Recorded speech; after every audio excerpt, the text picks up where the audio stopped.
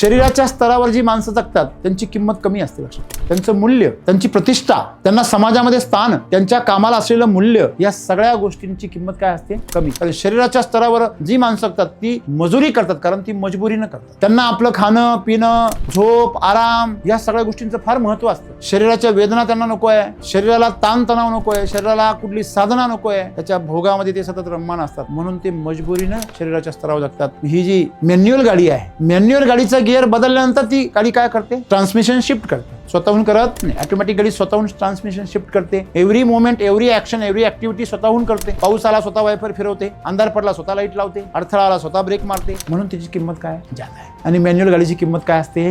कमी असते. तसं माणसांचं पण आहे. म्हणजे तुमचं जीवन शरीराच्या स्तरावर जोपर्यंत आहे त्याला किंमत नाही. लक्षात, तुमचं जीवन जेव्हा मनाच्या स्तरावर जातो, बुद्धीच्या स्तरावर, ते ऑटोमॅटिक बनतं, मग त्याला जरा किंमत आहे. जेव्हा ते ऊर्जेच्या स्तरावर जातं, म्हणजे आता गाडी डायरेक्ट सॅटेलाइटवरून चालतं, स्वतःला काही करायचंच नाही. म्हणून आपण एक लक्षात ठेवलं पाहिजे का जीवनामध्ये आम्ही जर शरीराच्या स्तरावर जगतोय तर खरं तरी मनुष्य जन्माला आला याचा अपमान आहे. मनुष्य जन्माला आम्ही आलो त्याचा अपमान आहे. तुम्ही जर शरीराच्या स्तरावर जर तुम्ही मॅन्युअल जर जीवन जगत असाल, तुमचं शरीराच्या ज्या गतिविधी आहे, जेवण असेल, खाणं पिणं असेल, श्वास, बघा तुमच्या श्वासावर तुमचं लक्ष आहे का? पण तरी चालू आहे. तुमच्या शरीरामध्ये सगळ्या क्रिया चालू आहे, तुम्ही लक्ष देता त्याच्यावर? तुम्ही विचारांवर लक्ष का देता? त्यांना बी चालू द्या ना आतमध्ये. एखादी गोष्ट तुम्हाला खटकली, एखादी गोष्ट तुम्हाला आवडली, पटली, एखादी खटकली, तर तुम्ही त्या विचारावर काय करता? अडकून राहता. तुमचा काटा तिला अटकून राहतो त्या आकड्यावर, घड्याळाचा, आणि तिथेच तुमचं जीवन उद्ध्वस्त होतं. जीवन पुढे निघून जातं, तुमचा काटा मागेच राहतो. आणि म्हणून सद्गुरू जसं म्हणतात की जसं तुमच्या शरीराच्या क्रिया ह्या अनैच्छिक आहे, त्या आपोआप होत आहे, तसं तुमच्या मेंदूच्या क्रिया देखील अनैच्छिक राहिल्या पाहिजे, त्या ऐच्छिक नको. मग तुमचा ऐच्छिक वर्क काय पाहिजे? साधनेवर पाहिजे. तुमचं सगळं लक्ष साधनेवर पाहिजे. मी आता वर्तमान काळामध्ये हे अनुभव घेतोय का? मी मेमरीवर शिफ्ट होता कामा नाही. मी काय रेकॉर्ड केलंय पाठीमागे हे बघत बसलात तर आत्ताचं रेकॉर्डिंग बंद होईल. आणि तेच माणसाच्या बाबतीमध्ये होतंय. माणूस जसं रेकॉर्डिंग करत चाललाय तसं तो काय करतो? काही डेटा घेतो, त्याच्यामध्ये अडकून जातो, नवीन रेकॉर्डिंग बंद होतं, आणि मग त्याचं जीवन हे गुरसटून जातं. जो वर्तमान काळामध्ये सतत नवीन अनुभवांमध्ये जगत राहतो, सजग राहतो, तोच माणूस परिवर्तनाला सामोरा जाऊ शकतो.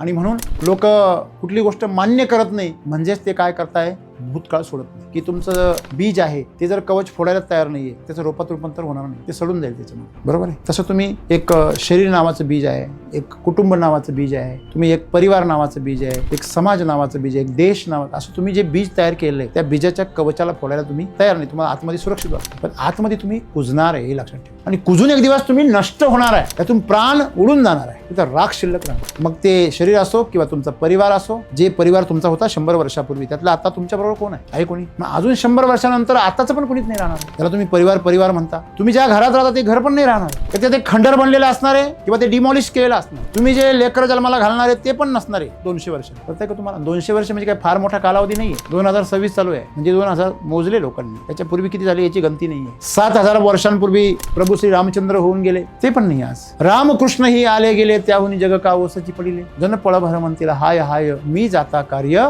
राहील काय. म्हणून जिवंत असताना करा काय करायचं. मग जिवंत असताना तुम्ही जर आता जर तुमच्या जीवनामध्ये परिवर्तन घडवायला जर ठरवलं तर नक्कीच ते एका पावलाने ते घडेल. आणि ते जेव्हा घडेल त्यावेळेस जो आनंद आहे तो आनंद तुम्हालाच उपभोगायला भेटणार आहे. एक आनंदी स्त्री, एक सज्जन स्त्री, चांगली आई असणार याच्यात शंका. पण एक चांगली आई, आदर्श आई, एक चांगली स्त्री असेलच असं नाहीये. हे खरं आहे की नाही? तुम्ही गांधारीचं उदाहरण घ्या. तिने आपल्या पतीसाठी आयुष्यभर डोळस असताना आंधळी बनून राहील. का तर पती आंधळा धृतराष्ट्र, मग ती आदर्श पत्नी होती. त्याच्यानंतर आपल्या पुत्रासाठी तिने ती पट्टी काढली आणि आपल्या दृष्टीची शक्ती त्या पुत्राला सुदृढ बनण्यासाठी, सशक्त बनण्यासाठी, शक्तिशाली बनण्यासाठी ती दृष्टी त्याला अर्पण केली. एक आदर्श आई आहे, आपल्या पुत्रासाठी आपलं सर्वस्व अर्पण करते. परंतु ती एक चांगली स्त्री असू शकत नाही, कारण साथ कोणाचा देते? ती अधर्माचा देते. आलं लक्षात? मग त्यामुळे तिचा काय झाला? नाश झाला. आलं लक्षात? एक आदर्श आई, आदर्श पत्नी असून सुद्धा मग तिच्या आई होण्याने तिला तर 100 पुत्र होते, कुंतीला तर 5च होते, तरी कुंतीचं जीवन काय झालं? सार्थक लागलं. गांधारीचं लागलं का?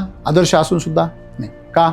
तिचं जीवन आदर्श नव्हतं ना, तिचं आचरण आदर्श होतं, जीवन आदर्श नव्हतं. तिच्या जीवनाला फळ नाही आलं, तिचं फळ नष्ट केलं गेलं. आणि म्हणून तुम्हाला जीवनामध्ये सफल व्हायचंय. तुम्ही जीवनात सफल होण्यासाठी तुम्ही आई बनणं गरजेचं आहे का नाही गरजेचं आहे ही दुय्यम गोष्ट. तुम्ही एक आदर्श पुरुष बनणं गरजेचं आहे काही नाही गरजेचं आहे. तुम्ही एक चांगले आदर्श बाप बनले पाहिजे, आदर्श पती बनले पाहिजे, ह्या सगळ्या गोष्टींना फारसं महत्व नाहीये. तुम्ही एक आदर्श मनुष्य बनला, आनंदी मनुष्य तुम्ही जर बनलात तर तुम्ही जीवनाच्या प्रत्येक भूमिकेमध्ये आदर्शच असाल.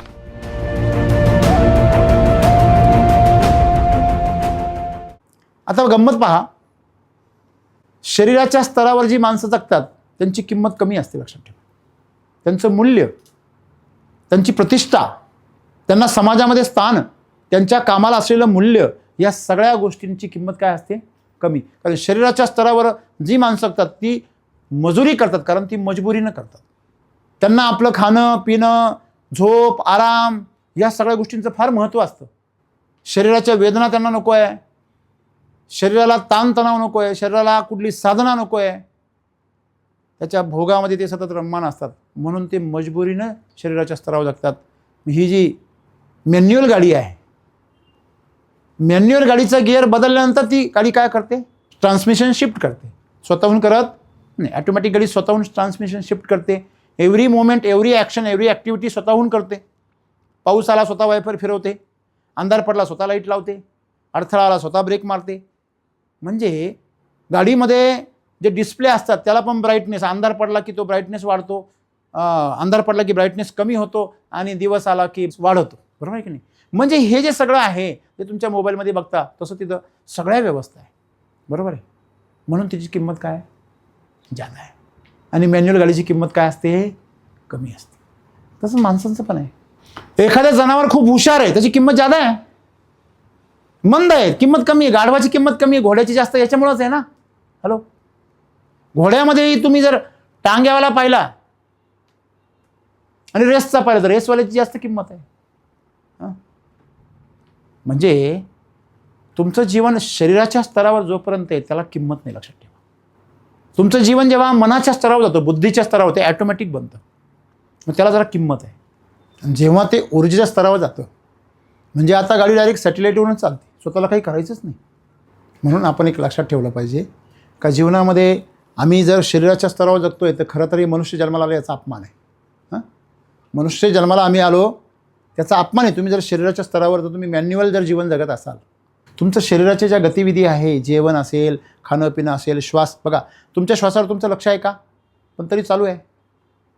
तुमच्या शरीरामध्ये सगळ्या क्रिया चालू आहे की नाही? तुम्ही लक्ष देता त्याच्यावर? मग तुम्ही विचारांवर लक्ष का देता? त्यांना बी चालू द्या ना आतमध्ये. एखादी गोष्ट तुम्हाला खटकली, एखादी गोष्ट तुम्हाला आवडली, पटली, एखादी खटकली, तर तुम्ही त्या विचारावर काय करता? अडकून राहता. तुमच्या काटा तिला अडकून राहतो त्या आकड्यावर घड्याळाचा, आणि तिथंच तुमचं जीवन उद्ध्वस्त होतं. जीवन पुढे निघून जातं, तुमचा काटा मागेच राहून जातो. आणि म्हणून सद्गुरू असं म्हणतात की जसं तुमच्या शरीराच्या क्रिया ह्या अनैच्छिक आहे, त्या आपोआप होत आहे, तसं तुमच्या मेंदूच्या क्रिया देखील अनैच्छिक राहिल्या पाहिजे, त्या ऐच्छिक नको. मग तुमचा ऐच्छिक वर्क काय पाहिजे? साधनेवर पाहिजे. तुमचं सगळं लक्ष साधनेवर पाहिजे. मी आता वर्तमान काळामध्ये हे अनुभव घेतोय का? मी मेमरीवर शिफ्ट होता कामा नाही. मी काय रेकॉर्ड केलं आहे पाठीमागे हे बघत बसलात तर आत्ताचं रेकॉर्डिंग बंद होईल. आणि तेच माणसाच्या बाबतीमध्ये होतं आहे. माणूस जसं रेकॉर्डिंग करत चालला आहे तसं तो काय करतो? काही डेटा घेतो आणि त्याच्यामध्ये अडकून जातो आणि नवीन रेकॉर्डिंग बंद होतं आणि मग त्याचं जीवन हे बुरसटून जातं. बरोबर आहे? जो वर्तमान काळामध्ये सतत नवीन अनुभवांमध्ये जगत राहतो, सजग राहतो, तोच माणूस परिवर्तनाला सामोरा जाऊ शकतो. आणि म्हणून लोक कुठली गोष्ट मान्य करत नाही म्हणजेच ते काय करताय? भूतकाळ सोडत नाही. एखादा माणूस एखादी गोष्ट मान्य करत नाही म्हणजे का करत नाही? कारण त्याच्या डोक्यात जे विचार चाललेले भूतकाळातले ते विचार त्याला सत्य वाटतात, आणि आताचे जे विचार आहेत ते त्याला काय वाटतात? चुकीचे वाटतात. बरोबर आहे? आणि म्हणून मित्रांनो, जीवन एवढं सुंदर आहे, फक्त तुम्ही वर्तमान काळात जगायला शिकलं पाहिजे. आणि जर तुम्ही वर्तमान काळात जर जगायला शिकलात, आजूबाजूला जो प्रकृती आहे, आजूबाजूला जे घडतं आहे त्याच्यामध्ये तुम्ही जर रमायला शिकलात, मागचा भूतकाळ तुम्ही सगळा विसरून गेलात, तर तुमच्यामध्ये परिवर्तन झाल्याशिवाय राहणार नाही. जसं मी नेहमीच उदाहरण सांगतो की तुमचं बीज आहे ते जर कवच फोडायला तयार नाही आहे, त्याचं रोपात रूपांतर होणार नाही, ते सडून जाईल त्याच्यामध्ये. बरोबर आहे? तसं तुम्ही एक शरीर नावाचं बीज आहे, एक कुटुंब नावाचं बीज आहे, तुम्ही एक परिवार नावाचं बीज आहे, एक समाज नावाचं बीज आहे, एक देश नावाचं, असं तुम्ही जे बीज तयार केलं आहे त्या बीजाच्या कवचाला फोडायला तुम्ही तयार नाही. तुम्हाला आतमध्ये सुरक्षित वाटते, पण आतमध्ये तुम्ही कुजणार आहे हे लक्षात ठेवा. आणि कुजून एक दिवस तुम्ही नष्ट होणार आहे, त्यातून प्राण उडून जाणार आहे, फक्त राख शिल्लक राहणार. मग ते शरीर असो किंवा तुमचा परिवार असो, जे परिवार तुमचा होता 100 वर्षापूर्वी, त्यातलं आता तुमच्याबरोबर कोण आहे कोणी? मग अजून 100 वर्षानंतर आताचं पण कोणीच नाही राहणार आहे. त्याला तुम्ही परिवार म्हणता. तुम्ही ज्या घरात राहता ते घर पण नाही राहणार आहे. ते खंडर बनलेलं असणार आहे किंवा ते डिमॉलिश केलेलं असणार आहे. तुम्ही जे लेकरं जन्माला घालणार आहे ते पण नसणार आहे 200 वर्षांनी. कळतंय का तुम्हाला? 200 वर्ष म्हणजे काय फार मोठा कालावधी नाही आहे. हॅलो, 2026 चालू आहे, म्हणजे 2000 मोजले लोकांनी. त्याच्यापूर्वी किती झाले याची गणती नाही आहे. 7000 वर्षांपूर्वी प्रभू श्री रामचंद्र होऊन गेले, ते पण नाही आज. रामकृष्ण ही आले गेले, त्याहून जग का ओसची पडिले. जन पळभर म्हणतील हाय हाय, मी जाता कार्य राहील काय. म्हणून जिवंत असताना करा काय करायचं ते. लक्षामध्ये, मग जिवंत असताना तुम्ही जर आत्ता जर तुमच्या जीवनामध्ये परिवर्तन घडवलं जर ठरवलं तर नक्कीच ते एका पावलाने ते घडेल. आणि ते जेव्हा घडेल त्यावेळेस त्याचा जो आनंद आहे तो आनंद तुम्हालाच उपभोगायला भेटणार आहे. आणि म्हणून शरीराच्या स्तरावर, कुटुंबाच्या स्तरावर, प्रापंचिक स्तरावर तुम्ही जे यश मिळवता त्या यशाचं तुमच्या जीवनाच्या फळाशी काहीही संबंध नाही आहे. ठीक आहे, तुम्ही त्यातून मुक्त होण्यासाठी थोडंसं विकसित झालात तर तुमचं अभिनंदन आहे. आणि म्हणून मित्रांनो, आपण सर्वांनी काय केलं पाहिजे? स्वतःमध्ये परिवर्तनासाठी स्वतःला साधनेमध्ये उतरवलं पाहिजे. साधना हीच आहे की भूतकाळाबरोबर, मेमरीबरोबर मागे सरकायचं नाही. तर आता जो वर्तमान काळ आहे या वर्तमान काळाशी सतत जोडून राहायचं आणि जागृत राहायचं. हे जर आपण करू शकलो तर आपण हळूहळू स्वतःमध्ये परिवर्तन घडून आणू शकतो. ही प्रकृती ते परिवर्तन घडून आणण्यासाठी सजग आहे, ती उपस्थित आहे, पण आपण उपस्थित नाही आहे. हो, पाऊस पडतोय बाहेर पण तुम्ही घरात बसून राहिले. परिवर्तन चालू आहे. या झाडांमध्ये, वृक्षांमध्ये, पशूंमध्ये, प्राण्यांमध्ये, सगळ्यांमध्ये परिवर्तन होत आहे. फक्त आपणच राहिलो आहे. बघा, असं म्हणतात 84 योनीमधून माणसाचा जन्म आहे.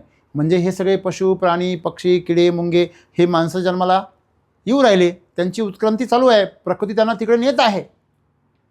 पण माणसाला प्रकृतीने मुक्त केलं आहे. पण तीच समस्या आहे, तो परत त्या प्रकृतीच्या जाळ्यामध्ये, त्या चक्रामध्ये गुंतण्यासाठी स्वतःला काय करतो आहे? भरकटवतो आहे. आणि म्हणून सावध व्हा, आतामध्ये जगा. जे काही तुमच्या शरीराच्या आणि मनाच्या स्तरावर होतं ही माया आहे हे लक्षात ठेवून त्याच्याविषयी उदासीन राहा आणि तुमच्या जीवनाच्या आनंदाविषयी सजग बना. स्वतःचं जीवन सुंदर बनवा आणि या जीवनाचा आनंद घ्या. एक आनंदी स्त्री, एक सज्जन स्त्री, चांगली आई असणार याच्यात शंका नाही. पण एक चांगली आई, आदर्श आई, एक चांगली स्त्री असेलच असं नाही आहे. हे खरं आहे की नाही? हां, तुम्ही गांधारीचं उदाहरण घ्या. तिने आपल्या पतीसाठी आयुष्यभर डोळस असताना आंधळी बनून राहिली. का तर पती आंधळा होता, धृतराष्ट्र. मग ती आदर्श पत्नी होती.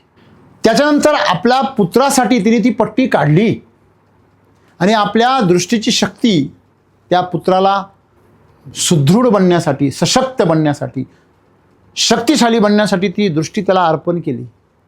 एक आदर्श आई आहे. आपल्या पुत्रासाठी आपलं सर्वस्व अर्पण करते. परंतु ती एक चांगली स्त्री असू शकत नाही, कारण साथ कोणाचा देते? ती अधर्माचा देते. आलं लक्षामध्ये? मग त्यामुळे तिचा काय झाला? नाश झाला. आलं लक्षामध्ये? एक आदर्श आई, आदर्श पत्नी असून सुद्धा मग तिच्या आई होण्याने तिला तर 100 पुत्र होते, कुंतीला तर 5च होते, तरी कुंतीचं जीवन काय झालं? सार्थक लागलं. गांधारीचं लागलं का? आदर्श असून सुद्धा नाही. का? तिचं जीवन आदर्श नव्हतं ना. कळलं तुम्हाला? तिचं आचरण आदर्श होतं, जीवन आदर्श नव्हतं. तिच्या जीवनाला फळ नाही आलं, तिचं फळ नष्ट केलं गेलं. आलं लक्षामध्ये? आणि म्हणून तुम्हाला जीवनामध्ये सफल व्हायचं आहे. तुम्ही जीवनात सफल होण्यासाठी तुम्ही आई बनणं गरजेचं आहे का नाही गरजेचं आहे ही दुय्यम गोष्ट आहे. तुम्ही एक आदर्श पुरुष बनणं गरजेचं आहे काही नाही गरजेचं आहे. तुम्ही एक चांगले आदर्श बाप बनले पाहिजे, आदर्श पती बनले पाहिजे, ह्या सगळ्या गोष्टींना फारसं महत्त्व नाही आहे. तर तुम्ही एक आदर्श मनुष्य बनले पाहिजे. आनंदी मनुष्य तुम्ही जर बनलात तर तुम्ही जीवनाच्या प्रत्येक भूमिकेमध्ये आदर्शच असाल. धन्यवाद.